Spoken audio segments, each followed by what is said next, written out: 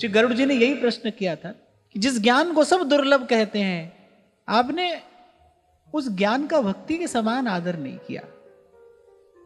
तो काकभूषुंडी जी कह रहे हैं, भाई जो सयाना है वो तो ऐसा ही करेगा, अस विचार, ऐसा विचार करके, अस विचार। और साथ में श्री काकभूषुंडी जी ने यह भी बता दिया सयाना कौन है। बोले अपने आप को समझता रहे कोई पंडित ज्ञानी बुद्धिमान, बोले पर सच में सयाना कौन है?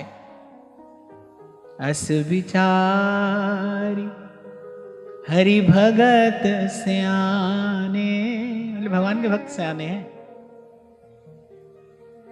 भगवान की कृपा से, क्योंकि भगवान ही वो बुद्धि योग देते हैं जिससे सार वस्तु का ग्रहण किया जाता है। ददामि बुद्धि योगम तम येन माम उपयांति ते।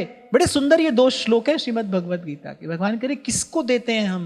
मत चित्ता मद्गत प्राणा बोधयन्तः परस्परम कथयन्त्यश्च माम नित्यम तुष्यन्ति च रमन्ति च तेषां सतत युक्तानां भजतां प्रीतिपूर्वकम ददामि बुद्धि योगम तम येन माम उपयांति ते। पहले हमारी बात कहते सुनते रहते हैं ना, जो बोधयन्तः परस्परम कथयन्त्यश्च माम नित्यम तुष्यन्ति च रमन्ति च। और बस हमारा नाम, हमारा गुणानुवाद, यही जिनका जीवन है, यही जिनका साधन है, यही कहने सुनने में जो कालाक्षेप करते हैं, समय व्यतीत करते हैं, हमारे अतिरिक्त जिनका कोई और आश्रय नहीं है, भगवान करें उनको ददामि बुद्धि योगम तम, उनको मैं देता हूं वो बुद्धि योग, उनको देता हूं मैं वो समझ जिससे वो सार वस्तु का ग्रहण करते हैं। ये नमाम उपयांति ते। हम भगवान को चाहें, ये बात पूरी नहीं है। हम प्रभु को छोड़कर किसी अन्य को न चाहें, ऐसी स्थिति। सब संतों ने यही तो कहा, सब तज भजिए नंद कुमार, सब तज भजिए श्याम को। बड़ी बात ध्रुवदास जी कहते हैं, कहने पुरुष सोई जो पुरीश सम छाड़ भजे संसार। पुरुष कहते हैं मल को, कहने पुरुष वही है भाई, पुरुष सोई जो पुरीश सम छाड़ भजे संसार। देखे नहीं इसकी ओर। अब आप सोचोगे भाई कैसे होगा? तुम मर जाओगे तो भी होगा, तुम्हारे से पहले भी हो रहा था, तुम्हारे बाद भी होगा।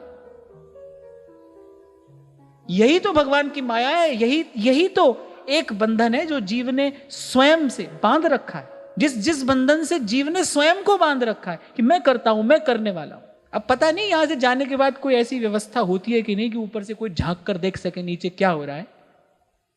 पता नहीं ऐसी कोई व्यवस्था है कि नहीं, पर हो तो देखना तुम्हारे जाने के बाद क्या हो रहा है यहां।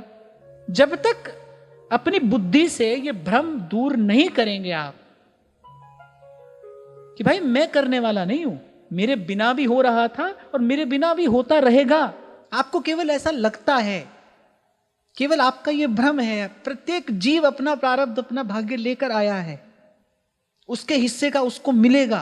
प्रारब्ध दैव देने वाला है, विधाता ने लिख कर भेजा है, आप करने वाले नहीं हो। ये तो भाई जब तक हो यहां पर निरपेक्ष बुद्धि से अपने कर्तव्य का पालन करते रहो बस। वो भी कब तक? वो भी कब तक?